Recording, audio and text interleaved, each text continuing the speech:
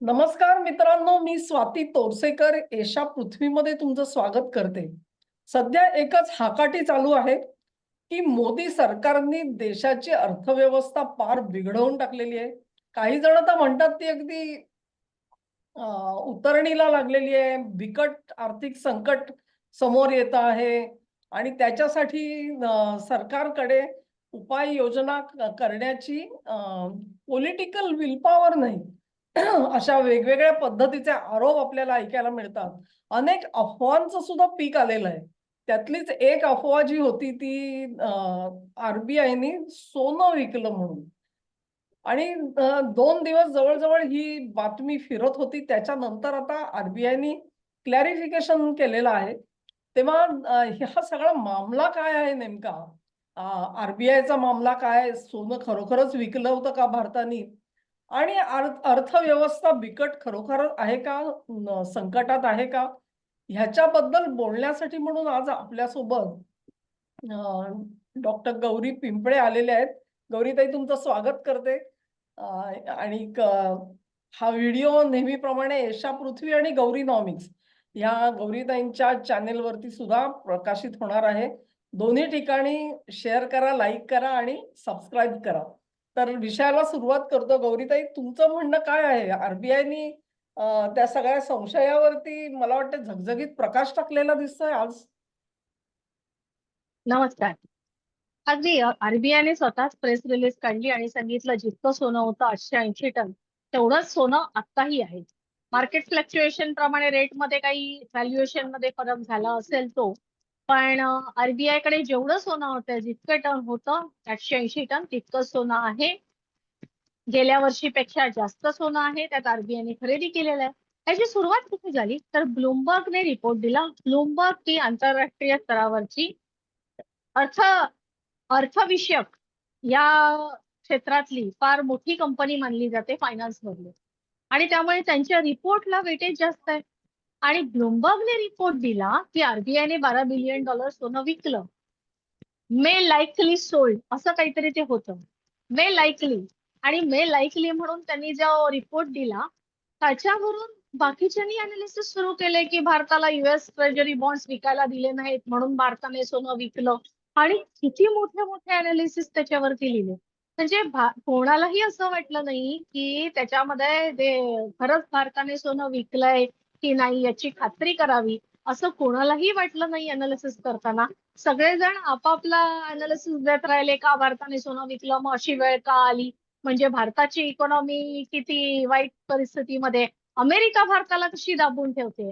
आणि सगळ्याला आज आरबीआयची प्रेस रिलीज आली आणि सगळ्यांची तोंड बंद झाली, एक भारताने माहितीये का? सोनं विकलेलं नाही. एक मी असं वाचलं होतं, की भारताला खरं म्हणजे टी बॉन्ड्स विकायचे होते. म्हणजे आपले कर्जरोखे आहेत ना अमेरिकेचे, ते विका तुम्ही आणि डॉलर हा. कमी पडत होते, तर ते करायचं होतं. सोनं कशाला विकलत?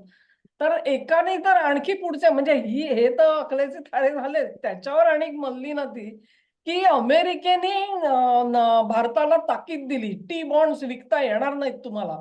आणि त्यांनी आदेश दिला त्याच्यामुळे भारत सरकारने तो निमूटपणे पाळला म्हणजे अगदी शेपूट घालून पाळला. अशा अशा प्रकारची सुद्धा टीका मी वाचली. म्हणजे खरोखर अ, अर्थातच सामान्य माणूस गांगरून जातो, की नेमकं झालंय काय भारतामध्ये? असं आपल्याला सोनं विकावं लागलंय, आपल्याला टी बॉन्ड्स विकता येत नाहीत आपले. इतकी पोझिशन आपली वीक झाली का, की अमेरिका आपल्याला असे ताकीद देते, आदेश देते आणि आपण पाळतोय म्हणून? आता ह्याच्यामध्ये गंमत सांगते, प्रत्येक जण आपल्याला स्वतःला मनाला येईल तसं विश्लेषण करतो. म्हणजे कोणाला अशी हे वाटलं नाही की आपण खात्री करून घ्यावी खरंच असं झालंय का, की आरबीआयचा रिपोर्ट आलाय का बघावं, असं कोणाला काही वाटलं नाही. कारण ओपन मार्केट ऑपरेशन जेव्हा आरबीआय करतात तेव्हा आरबीआय त्याचं नोटिफिकेशन काढतं की आम्ही इतके इतके डॉलर स्वॅप करणार आहोत, इतके डॉलर सेल केलेले आहेत, किती डॉलर सेल केले आहेत, फॉरेक्स रिझर्वची पोझिशन काय. आरबीआयचं सगळं असतं ना ते पब्लिक डोमेन मध्ये अवेलेबल असतं. असं काही आरबीआय गपचूप नेऊन कुठेतरी सोनं विकत नाही. त्या ब्लूमबर्गला दिली कोणी ही बातमी, याचं मला आश्चर्य वाटतंय. आणि ते काय ग्लोबल मार्केट फोर्सेस एक नॅरेटिव्ह क्रिएट करतात त्यांच्या हिशोबामध्ये, आणि तो नॅरेटिव्ह चालवला जातो. आणि त्याच्यामध्ये होतं काय, ज्यांना मोदी सरकारला विरोध करायचा आहे किंवा ज्यांना मोदी सरकार आवडत नाहीये, भाजपचं सरकार आवडत नाहीये, ते लगेच सुरू होतात अजिबात कुठलीही वाट न बघता त्यांना असं वाटतं ना, एक हातामध्ये काहीतरी नवीन अस्त्रशस्त्र मिळाल्यासारखं वाटतं. अरे बघा चालू झालं, भारताची इकॉनॉमी वाईट आहे, बघा भारत अमेरिकेसमोर झुकला. म्हणजे काय वाटेल ते. आणि हे अशा प्रकारे देशविरोधी कारवाया करणाऱ्यामध्ये ब्लूमबर्गला रिपोर्ट कोणी दिला, हा सगळ्यात मोठा प्रश्न. ग्लोबल मार्केट फोर्सेस नरेटिव्ह तयार करतात त्यांच्या हिशोबात. ब्लूमबर्ग तर अमेरिका अर्जंट आहे, प्रो अमेरिका आहे. पण भारत विरोधी बातम्या ब्लूमबर्ग मध्ये आजकाल फार जास्त येतात. त्या दिवशी 24 तासामध्ये, एका दिवशी 24 तासामध्ये 18 भारत विरोधी ऑनलाईन आर्टिकल्स आली. 18, 24 तासामध्ये 18. भारताच्या इकॉनॉमी बद्दल लिहितं कोण? आणि इतकं रेडी असते टीम बरोबर लिहिण्यासाठी. म्हणजे आपल्याकडे, मला तर आता आपल्या व्ह्युअर्सला सांगायचंय, कुठली इकॉनॉमी रिलेटेड बातमी आली ना, की जरा थांबून त्याचा प्रॉपर अनालिसिस येईपर्यंत वाट बघा. उतावळेपणाने जे काही आजकाल चाललेलं आहे प्रतिक्रिया देणं, ते फार भयावह आहे असं मला स्वतःला वाटतं. कारण तिथे मला जाणवलं, की जेव्हा बातमी आली माझ्यापर्यंतही पोहोचली, तेव्हा मी म्हटलं हे काय मे लाईकली वरती माझं ऑब्जेक्शन होतं. आरबीआय हॅज सोल्ड म्हटलं असतं तर गोष्ट वेगळी होती. मे लाईकली म्हटल्यानंतर मी थांबले. आज जेव्हा बातमी आली तेव्हा म्हटलं हो, माझा अंदाज खरा ठरला. मला असं वाटलं की ही फेक न्यूज आहे आणि अगदी तसंच झालं, ती फेक न्यूज ठरली. कारण आता सेंट्रल बँकांचे आता गेल्या 5 वर्षाचे ट्रेंड बघितले तर सगळ्या सेंट्रल बँकांनी सोनं खरेदी केलंय, युएस ट्रेजरी बॉन्ड डम केलेत. आणि आजचाच रिपोर्ट आहे IMFच्या वेबसाईट वरती की पूर्ण ह्याच्यामध्ये रिझर्व्ह असेट्स मध्ये सोनं हे 27% गेलंय आणि युएस ट्रेजरी बॉन्ड इतक्या वर्षात रिझर्व्ह असेट मध्ये कमी झाल्यात, 22% गेले. म्हणजे सगळेच देश युएस ट्रेजरी बॉन्ड डम करतायत, सेल ऑफ करतायत, हे नक्की. सगळ्यांनी सोनं वाढवलेलं आहे नक्की. आणि असं असताना भारताची सेंट्रल बँक आरबीआय कशाला सोनं विकेल? इतकं साधं सोपं गणित आहे. पण कसं झालंय, सगळ्याच जण उतावळ्या एवढ्या गुडघ्याला बाशिंग झालेले आहेत. बराबर धावत येतात आणि अनालिसिस सुरू करतात. मला खरंच आश्चर्य वाटतं या सगळ्या गोष्टी. मग अजून एक उदाहरण देते मी, म्हणजे हे अफवा पिकवणं, त्याचं जे सत्र चालू आहे, एक वंदे भारत, ही जी ट्रेन चालते त्याच्यामध्ये कसं टुकार जेवण दिलं जातं ह्याच्यावरती एक्झॅक्ट सेम, म्हणजे वर्डिंग पण तुम्हाला तसंच्या तसं दिसेल, की मी इथून फक्त स्टेशनचं नाव बदलायचं, मी बंगलोरहून चढलो म्हणायचं, कोण म्हणेल मी कानपूरहून चढलो म्हणायचं, आणि बाकी सगळं तेच, फोटो सुद्धा थोडाफार तसाच सगळा त्या ह्याचा.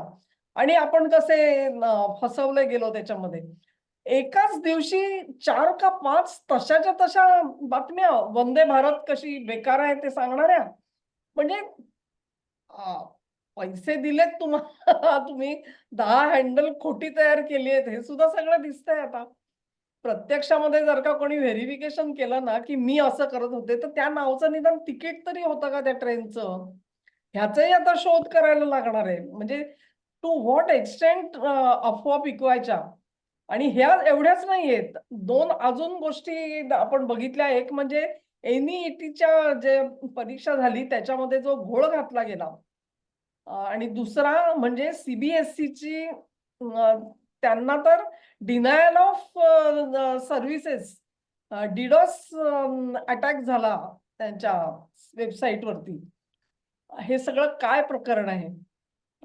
कुठून तरी मोदींना घेरण्याचा प्रकार आहे. कुठून तरी ते जेन झी म्हणतात ना, तरुणाई सगळी ही चवताळून उठली पाहिजे, रस्त्यावर आली पाहिजे, अशी कोणीतरी सुखस्वप्न करताय. आणि त्याच्यामधून हे सगळे प्रयत्न होताना दिसतायत. हे सोन्याची आवई म्हणायची, अफवा सुद्धा नाही म्हणायची, ही आवई उठवलेली होती. आणि ब्लूमबर्ग सारख्या संस्थेने त्याच्यामध्ये पुढाकार घ्यावा, ही अत्यंत शोचनीय, म्हणजे एक्सपेक्टेड आहे म्हणा. आणखी एक नाही का, म्हणजे भारतीय अर्थव्यवस्थेबद्दल पण असंच सांगितलं जातं. तर त्याच्याबद्दल काय म्हणणं आहे तुमचं? म्हणजे आता कशी अगदी आपण हे कचाट्यात सापडलेले आहोत, अशा ह्याच्यामधली सगळी वर्णनं ऐकून मला पण कधीतरी रुपया आश्चर्य वाटतं. सतत घसरत होता. रुपयाने 96 रुपये $1 हे क्रॉस केल्यानंतर मला वाटतं एकच टीव्ही चॅनल रोज संध्याकाळी तो विषय घेऊन बसत होता. हा. तुम्हाला माहितीये येस येस कोणता टीव्ही चॅनल बसत होता?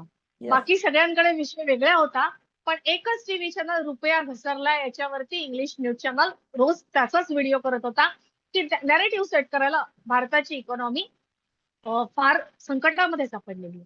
पण तुम्हाला सांगते, आता गेल्या शुक्रवारी 29 मे 2026 ला भारतीय रुपया हा एशियन करन्सीज मधला टॉप परफॉर्मिंग करन्सी झालेला आहे. एका दिवसात गेन केलेला आहे भारतीय रुपयाने. मार्केट फोर्सेसने जर 96 रुपयाच्या वर गेला आणि तुम्ही रोजच्या रोज भारतीय इकॉनॉमी कशी संकटात आहे म्हणून, भारतीय अर्थव्यवस्था संकटात आहे म्हणून व्हिडिओ करत असाल, तर मग तुम्ही रुपया जेव्हा बेस्ट परफॉर्मिंग करन्सी झाला त्या दिवशी पण करायला हवा होता. त्या दिवशी तुम्ही गायब. त्या दिवशी तुम्ही वेगळे विषय घेतले. त्या दिवशी का नाही विषय घेतला की कोणत्या सुरजित भल्ला का काय ते येऊन सगळेजण मिळून जे काही बडबड करत होते त्या दिवशी का नाही आले? सगळे गायब, बिळात गायब.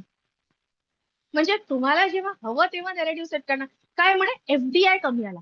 आपल्याकडे 2025-26 आर्थिक वर्षामध्ये एफडीआय हायएस्ट $94 बिलियन आलेला आहे. आणि आत्ता नवीन आर्थिक वर्षात एप्रिलमध्ये $7.7 बिलियन इतका आलेला आहे. तो गेल्या वर्षीपेक्षा $1 बिलियन जास्त आहे.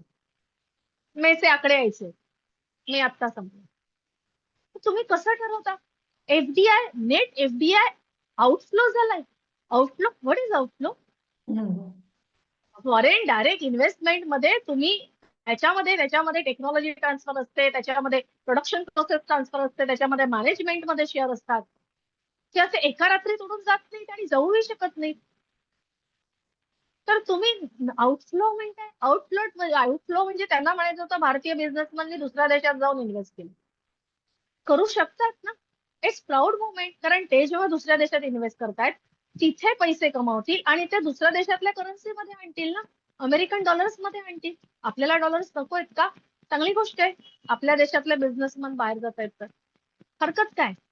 पण ते तसं न दाखवता काहीतरी वेगळं चित्र उभं केलं गेलं. I was shock at that day.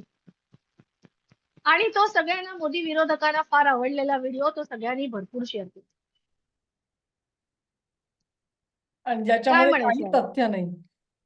सगळ्यात हो महत्वाचं म्हणजे हा असंच हो म्हणजे महाराष्ट्राच्या बाबतीत पण तुला आठवत असेल देवेंद्र फडणवीस आणि ते सगळे जे आकडे दिले जायचे की इतकी गुंतवणूक महाराष्ट्रात येते आहे. आता नॉर्मली काय असतं, एमओयू झाला की तेवढी कोट केले जातं अमाऊंट की हा ही गुंतवणूक महाराष्ट्रात येते आहे. मग त्याच्यावरती ऑब्जेक्शन म्हणून काय सांगायचं की नाही नाही हे तर काय नुसतेच एमओयू झाले पण प्रत्यक्षात पैसे किती आले.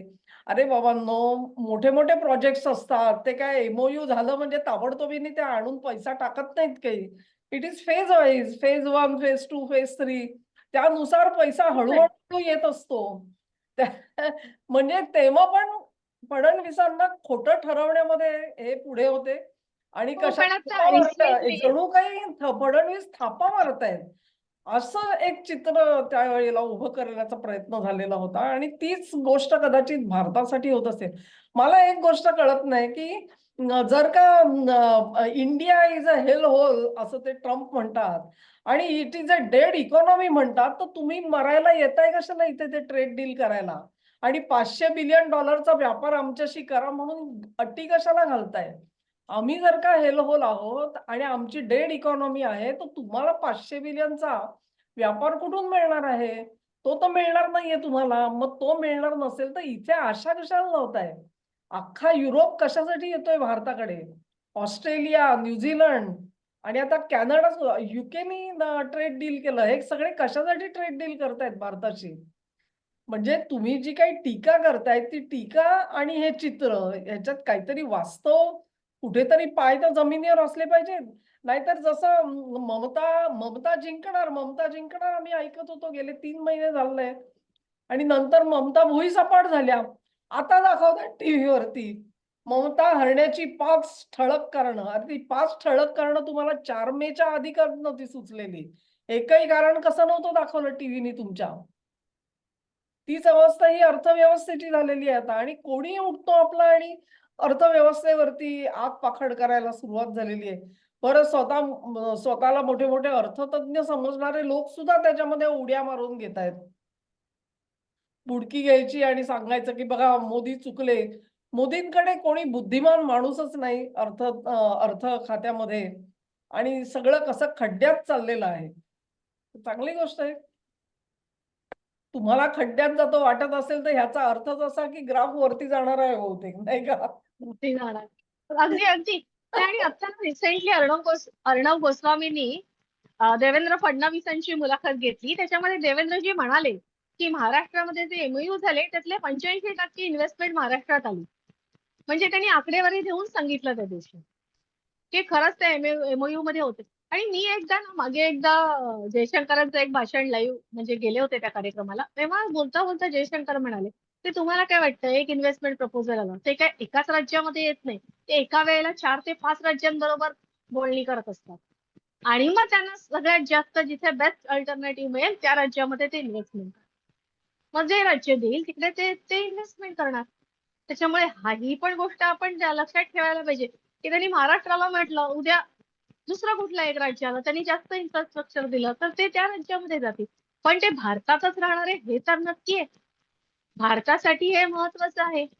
आणि मला आश्चर्य वाटतं हे कुठल्याच गोष्टी काहीही लक्षात नाही घेत आणि मग चालू होतात आणि मग काहीही बोलायला सुरुवात करतात. म्हणजे माझ्या तर डोक्याच्या बाहेर जातं हे सगळं. नाही, एका बाजूला हे असं चित्र उभं करण्याचा प्रयत्न आहे आणि हा टोटली राजकीय प्रकार आहे असं मला वाटतं.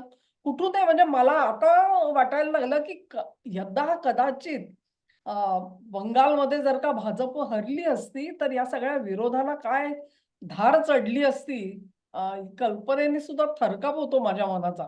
म्हणजे एक प्रकारे पश्चिम बंगालच्या जनतेने स्वतःची तर सोडवणूक करून घेतलेलीच आहे, परंतु संपूर्ण भारतासाठी सुद्धा खूप मोठा दिलासा दिलेला आहे, की हे जे सगळे हल्ले येतायत ना, त्याच्याकडे आपण आज शांत मनाने बघू शकतोय थोडं तरी.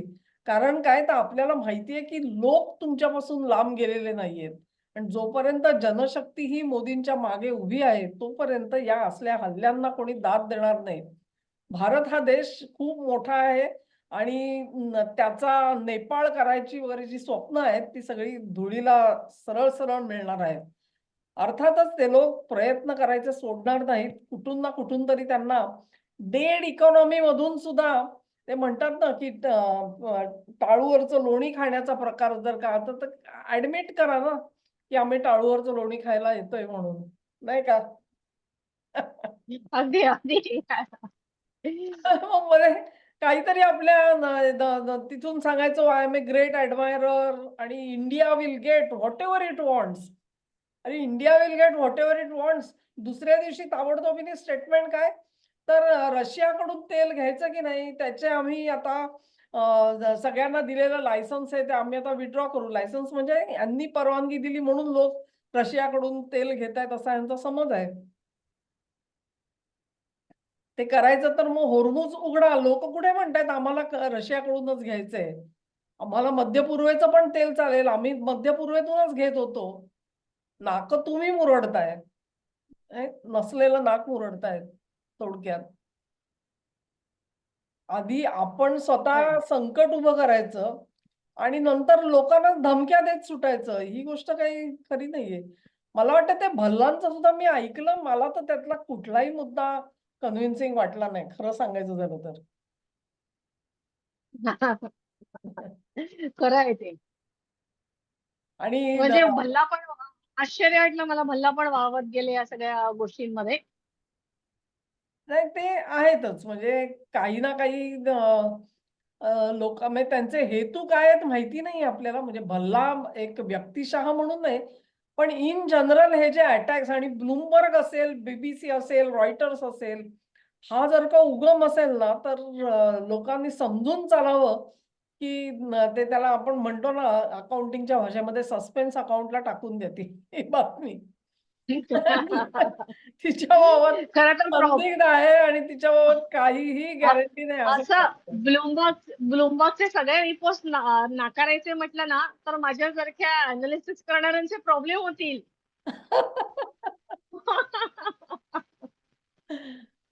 हां, नाही म्हणजे असे जे हेतुपूर्वक काहीतरी केलेलं आहे, असं it is learned, sources have told, ही जी भाषा असते ना त्याच्यात आपल्याला समजतं. कारण ज्याला रोकटोक माहिती आहे सोनं विकलं, त्याने सांगितलं असतं की अमुक दिवशी इतकं सोनं विकलं गेलं, रेसिपियंट वॉज धिस, फिजिकल सोनं कधी शिफ्ट होणार आहे ते, शिपिंग होणार आहे ते. हे डिटेल पण देईल ना मनुष्य. ते जर का तो देत नसेल, तर मग त्याच्यावरती संशय घ्यायला पाहिजे. जो कोणी असेल अगदी रिपोर्टिंग करणारा, असं मला वाटतं. बरोबर. नाही का? खरंय. ठीक आहे. आणखी तुम्हाला काही मुद्दे म्हणजे अर्थव्यवस्थेबद्दल खास करून? नाही, आता भारताच्या अर्थव्यवस्थेबद्दल असं नाही, पण एक आत्ताची 3 ते 6 जून होऊ घातलेली जी इव्हेंट आहे रशियामध्ये, सेंट पीटर्सबर्ग हां. इंटरनॅशनल इकॉनॉमिक फोरम, खूप इंटरेस्टिंग चालू आहे. एका बाजूला म्हणायचं आम्ही रशियावर सँक्शन टाकतो आणि एका बाजूला युएस डेलिगेट्स, म्हणजे कित्येक वर्षानंतर युएस डेलिगेट्स मॉस्कोमध्ये पोहोचले, सॉरी सेंट पीटर्सबर्गला पोहोचलेले आहेत आणि त्या इंटरनॅशनल इकॉनॉमिक फोरमला जर्मनीचे डेलिगेट्स पोहोचलेले आहेत. जर्मनीने सँक्शन टाकलेली आहेत ना. म्हणायचं आम्ही सँक्शन्स टाकतो, मग बिझनेस करायला कशाला तुम्ही तिकडे गेलाय? तुम्हाला काय एनर्जी पाहिजे त्यांच्याकडची आणि इकडे भारताला धमकी द्यायची? त्याच्यामधून उघडे होतील यांचे चेहरे, एक एक रिपोर्ट येतील. त्यावेळेस करूच आपण वेगळा व्हिडिओ. हां.